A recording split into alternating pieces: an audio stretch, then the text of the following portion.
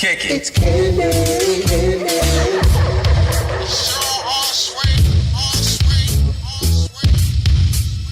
She's just so candy.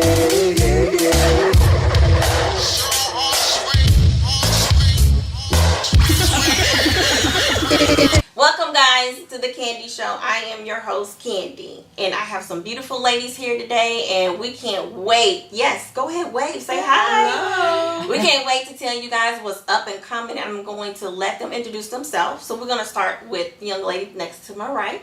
All right, my name is Angela Moore, and I am now a playwright. I am producing a musical, Joseph Amos, Dark Times, and it's based off a book that I've written.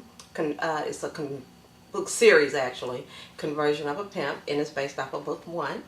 And I am a mother, a Christian, an author, obviously, and a respiratory therapist. I work with the veterans in the city, and welcome, and an entrepreneur.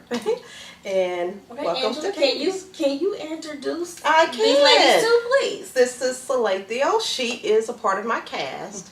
She is playing one of the main characters. I was gifted with her talent of singing. And when I had first thought about doing this production, one of the questions that was asked is, are you going to do a play or are you going to do a musical? When I figured, if I can create a book, then I can create some songs. And so I created the songs. So Salathio auditioned, and it was a phenomenal audition. So you will be blessed by her talent. And this is Amber James. She is my cousin, and she is the director of Joseph Amos' Dark Times. She has been in a movie. She has been in a play. And when I was thinking about casting, she volunteered her services, cuz let me be the director. And I was like, girl, boo. But then I thought about it. I know absolutely nothing about this, and I've been blessed to have her as part of the team, and she has brought my characters to life. And they can say some stuff about themselves. Welcome, Salathia. Thank you. See, I got it right, y'all. Amen. And welcome, Amber and Angela, to the Candy Show. Thank you. Thank you for coming on.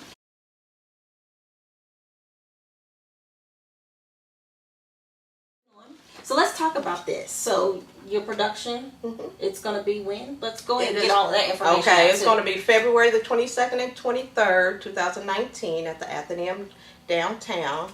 It is a 400-seat theater, and it's going to be a phenomenal production. This production is pretty raw, and the dialogue is pretty raw, but just as the book title says, Conversion of a Pimp, how can you appreciate the conversion unless you know where the characters come from? That's right. So I got to keep it real when producing this musical, and keep it as realistic as possible so that everybody can feel the emotions of what I'm trying to portray. And one of the things I am trying to portray in this book and in my production is that there's always hope in Jesus Christ. Amen. Amen. You were so right.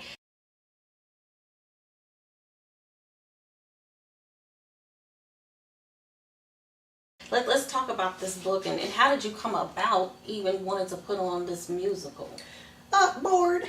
To be honest, I work weekends, and and actually Amber had mentioned as soon as my first book was published, she was like, "Come on, cuz, we need to put this in a play." And I was kind of hesitant. did? Yes, you did. Oh. Yes, you did. Multiple times. Me and my bright ideas. No, Yes. I In the always name. got 'em. And so eventually I published 5 books in 4 years. And so instead of going back to my book series, I said, well, let me go ahead and put Joseph in a play. And before I did that, I talked to the Lord about it, because everything is not for everybody. That's true. And I do not want to be a stumbling block to anybody, but at the same time, my story is a boost. It from what I've heard from others who have experienced these things, it's reality. And sin ain't pretty. Sin is brutal, and it's raw, and Satan shows no mercy. So when I put on this production, I want the pulse of his behaviors to be felt by everybody. But at the same time, just like sin is brutal and callous, so is God's love, grace, and mercy. It is just the opposite. It's kind, it's gentle, it's patient, it's hopeful. And so just as you get that raw brutality, you also get hope. So that's how Joseph kind of came into production on the stage. So you said you had how many books in publication? I've got 5. 4 of the series are in publication, and I've also written a Black Lives Matters book. Okay. Joseph he's a pretty dark character to create. Yeah. He took me to places I'd never been, and I'm serious. I don't know anything about this type of life. I've never met a pimp. Don't want to. Oh, Lord. Don't want to. But I've met some women who were promiscuous and lived a lifestyle, but they never went into detail. You know, that was the life they lived, and they never went into detail. So all of this is a figment of my imagination, and it took me places. And so I had to take a break from Joseph, and so it was after Philando Castile was murdered that I decided to write a Black Lives Matters book, because media will give you a glimpse of a person's life, and then the next murder happens, and then the next murder happens, and you forget all about the Sandras and the Philandos and the Terrences. You forget all about them. We have a short-term memory. Yes, because media gives you something new. Every time you look up, it's another one. It's nothing good, but it's like, dang, for real. You know, you just get so caught up in the new one that society forgets about the old. Mm-hmm. But we have a family member that was murdered by the police. Mm-hmm. And so y'all forget. We don't. Mm-hmm. The victim's family. Yes, we don't forget. Mm-hmm. And so y'all not looking at my auntie. Y'all not looking at my cousins. You know, birthdays come around, holidays come around. That person's not there. So I decided to write a book. It's called Butter Pecan. And it's about a guy named Sincere. And because it's a Black Lives Matter book, you know what the conclusion is, but at the same time, you get to know the person. Mm-hmm. You don't get a glimpse from a news clip. Mm-hmm. You don't get what the media wants you to know about that person. Mm-hmm. I've created a whole character. And although my stuff is fictional, and I've created him to feel like he's real to everybody else, my fictional character will never compare to what people deal with in reality. I tell you, with this book, with Joseph, now I'm going to be honest, I haven't finished the full entire book. I've got 80 pages in, and I'm sitting here like, I can't put it down.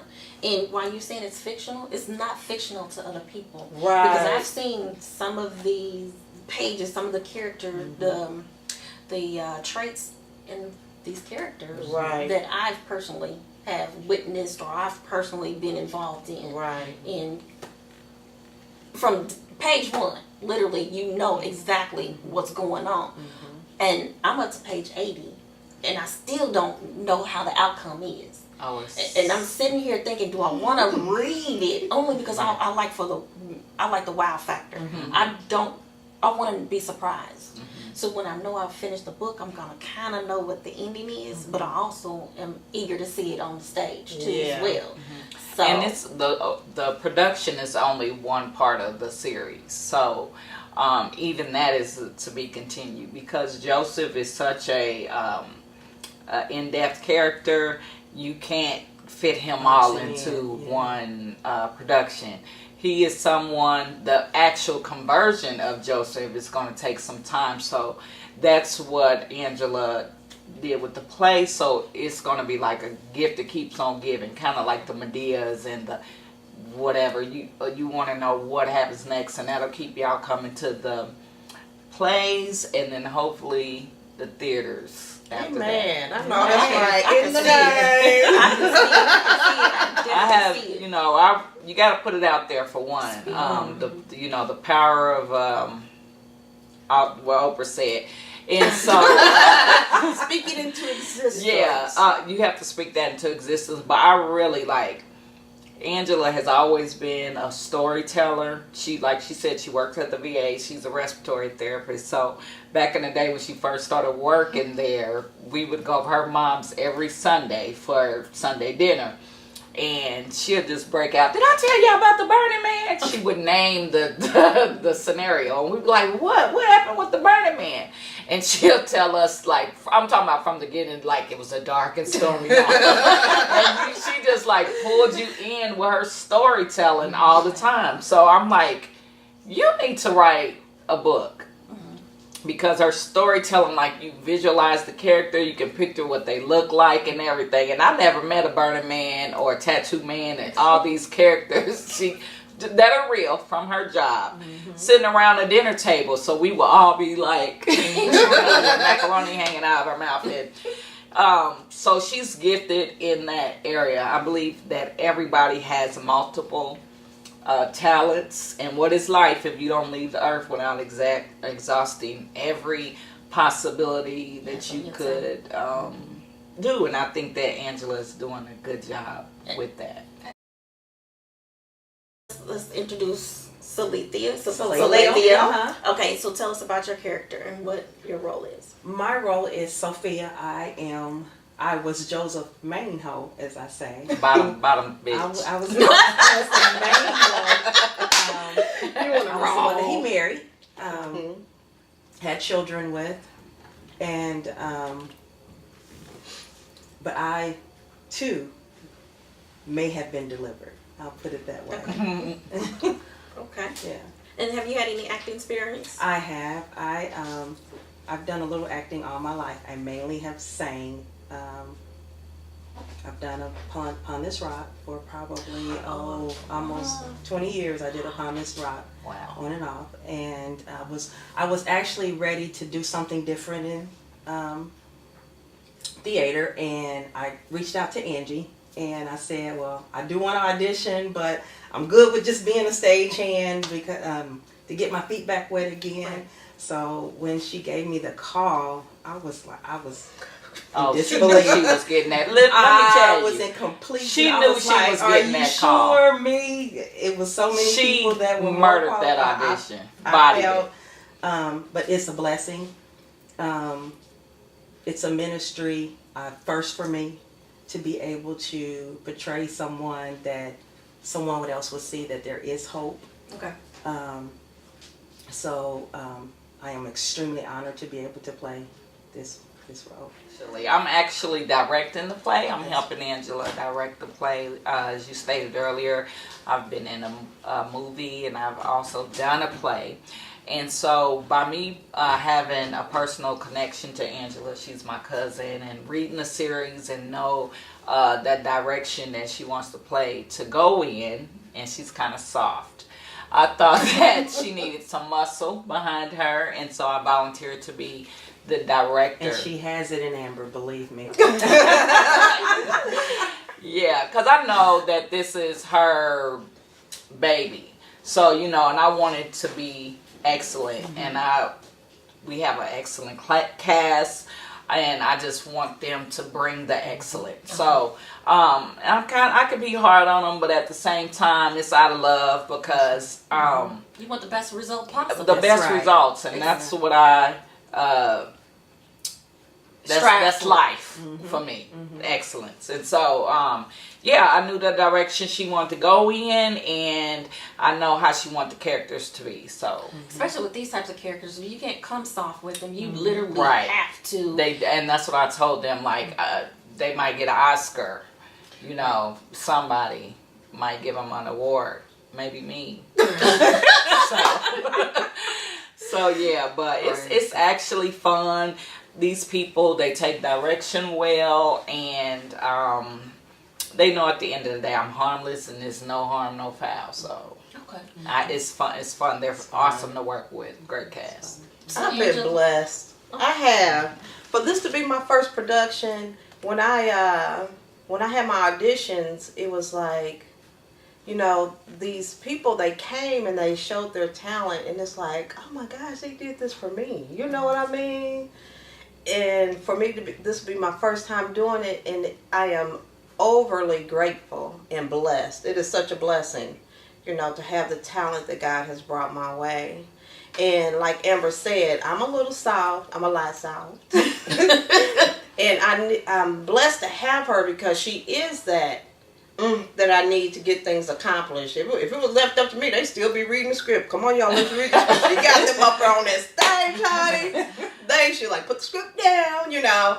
And so, which is a blessing, because I want, when people read my books, when people are in my presence about my books, anything that has to do with me or what I am trying to give to the world, I want to give the best. And when people come to see this musical, I want them to walk out like, oh my God. I have got to call Junebug and let him know he needs to come and see this tomorrow. You know what I mean? Mm-hmm. And I know that they will, because it is phenomenal.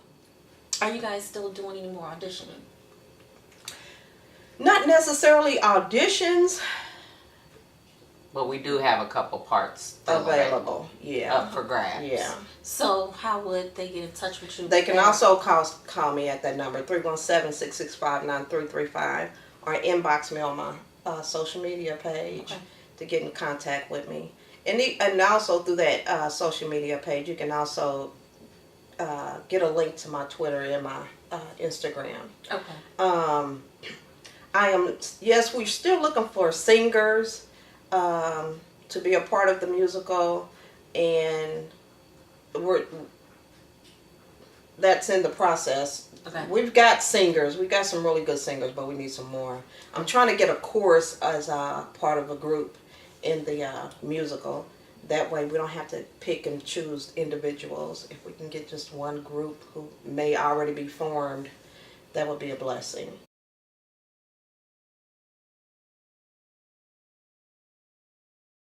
I said, while you're saying it's fictional, somebody else is reading this, they're going to realize this is a reflection of exactly, And because it happens every every day. It could definitely be a trigger for somebody, and that's what Angela was telling the people that was coming to audition. Like, if you got these problems, or if you ain't, got a deep psychosis, this probably is not for you. The play for you, because Joseph is so brutal, because Sophia, the mom, is so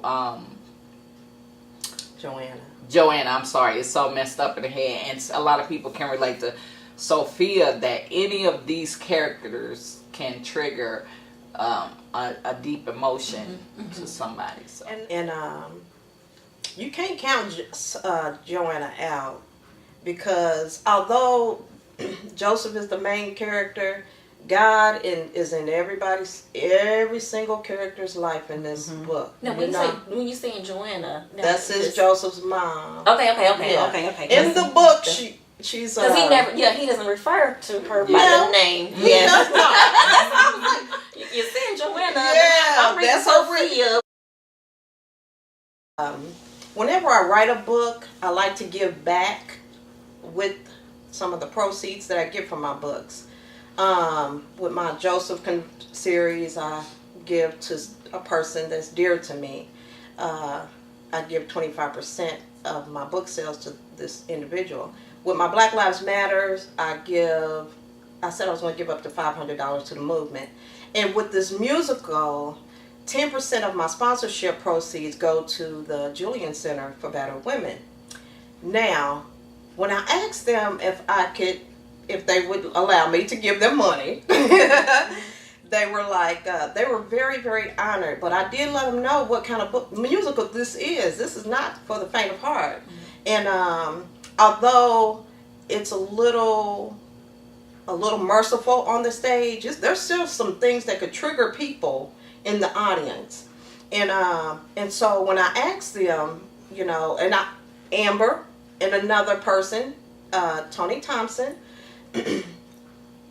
Let me go back a minute. Not only did I want to give, I also wanted to give to some of the women who have been through something like this, a battered situation. And so Amber had volunteered to do a makeover for two of the ladies who are transitioning out.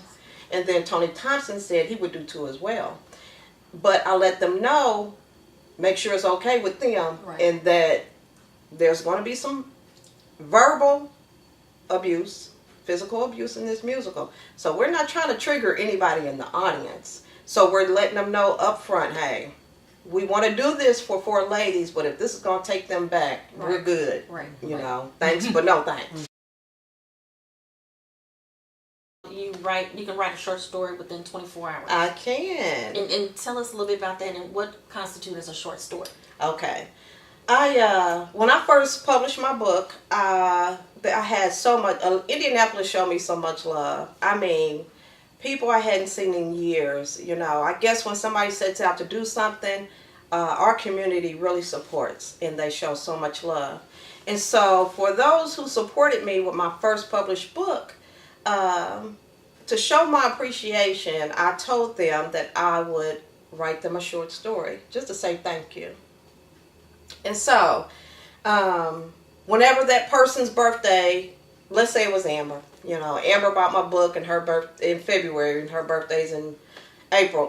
When her birthday rolled around on social media, I would ask her, hey, do you want me to write a short story for you? I really appreciate your support, and then my appreciation, I would like to write you a short story in 24 hours. And they would say, yeah. I say, okay, we'll put that story title on my social media page, and in 24 hours, I'll have you a story based off that title.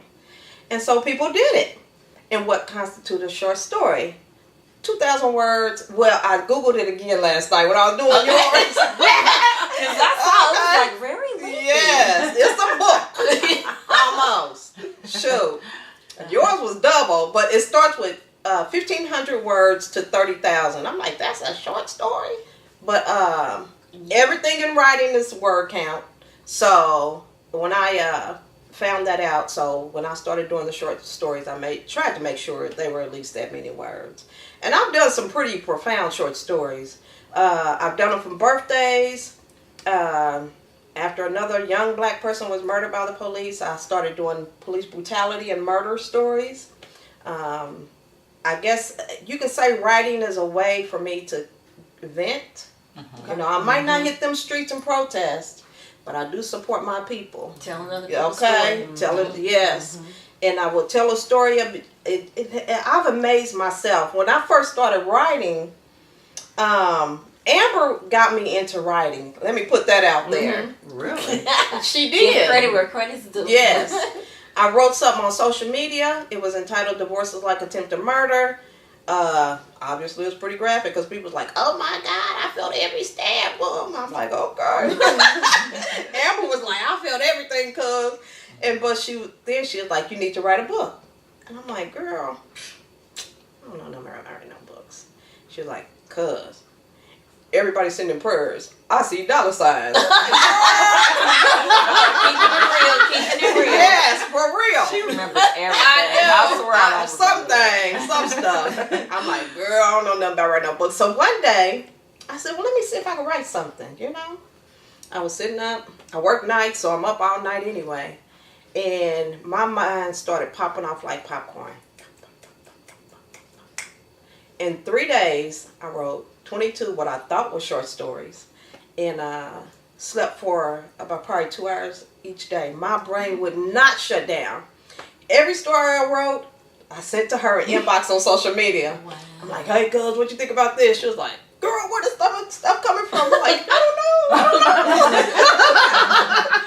And I've been writing ever since. So when I did that, when I was sending her all these short stories, I'm like, you know what? Obviously, I can write a short story in no time. I said, so let me show some appreciation and write people who have supported me. Give them a little something, just personal from me.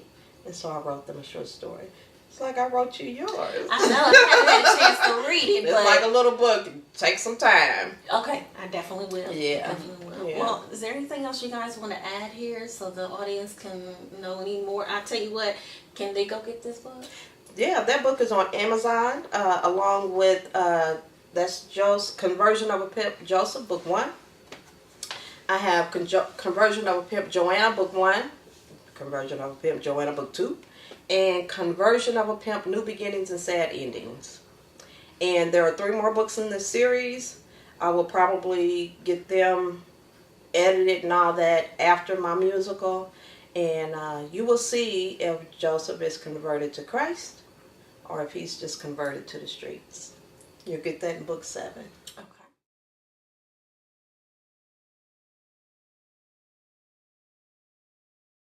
So, is there anything additional you want to? Not about the character. I just want them to come out and be blessed. Okay. Definitely come out and be blessed. Okay. So restate the title again of the It is actual- Joseph Amos, Dark Times. Okay, and so the musical is going to be when? February 22nd and 23rd. One show is on the 22nd. It's going to be a red carpet event. It's on the 22nd. That's on a Friday. And the next day, we'll have 2 shows, a matinee and an evening show. We're also looking for sponsors. Anybody that wants to be a sponsor and be showcased, walk the red carpet, be a vendor, you can also reach us for that opportunity. There's many perks to being a sponsor or vendor, and tickets will be going on sale in December. Beginning December. Beginning December, and you can follow us on our social medias. Go ahead, you can tell that too. For now, we have to get another social media when we get everything concrete. But for now, you can follow Angela Moore. And I also have another page, it's Books by Angie. Okay. If you would like to be a sponsor, you can always give me a phone call. My number is 317-665-9335. You can follow me on social media at comedy_bay1. I'm also a comedian. That's Instagram. That's Instagram. I do Straight Up Stupid every first Sundays of the month at the Silver Center. And I have a show coming up with Joe Torre on November the 17th. And I also sell merchandise, Comedy Bay, that can be purchased at paparazziready@gmail.com. Oh, since we mentioned that, we will be opening a boutique soon as well. Yes. Paparazzi Ready Boutique 2. Look out for that. Yes, Red coming carpet, soon. pink carpet event coming this month. All right, guys, thank you again. My name is Candy. I thank my extra special guest here. Please go out and support your locals, as I've always have stressed on my show. Support your locals. You never know where you turn on the TV and you'll see them one day and be like, oh, I know her. I know him. But support them on their way up. Amen. Not when they're up. Okay? I got So, one more thing to go say. ahead. I would like to thank all my veteran co-workers. When I tell you, my co-workers have shown me just as much love as people in my neighborhood. They have bought every single book. I've got one co-worker, yes, all races, you know. I've got one co-worker, she buys every book and she's not read one of them. She just supports. But, and you know what? And it doesn't take too Yes. much to support. Even Exactly. if it's just She needs passing to on read a the book, post. co-worker. Yeah. Read the book. She'll get to it, but she's always asking me, so when's your next book? I'm like, girl, I'm working on it. She's like, well, I'll pay you for it now. I'm like, wait until it comes out. But when people support you like that shows a love that everybody don't get to experience every day. I'm supporting you just because you're you. Exactly. You know what? So Not expecting nothing from it, but nothing because- in return. You know, and I really appreciate the veteran where I work, and my coworkers, because they've shown me so much love and support. And they're looking forward to the musical. They're like, give me that first ticket, please. I'm like, slow down. Well, you guys, I thank you for coming to the Candy Show. I know Thanks we're going to for have Thanks you for back having again. us. Yes, it's been a blessing. You're welcome. Candy Show, we're out. Thank you. Bye. Peace.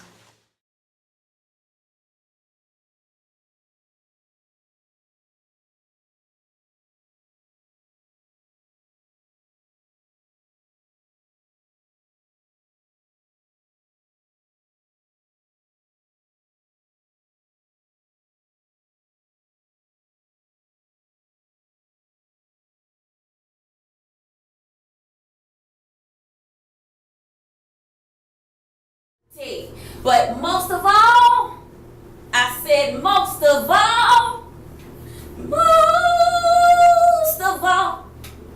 I want to thank you, my audience. Come on back. I said come on back. Come on back. Kick it. It's Candy.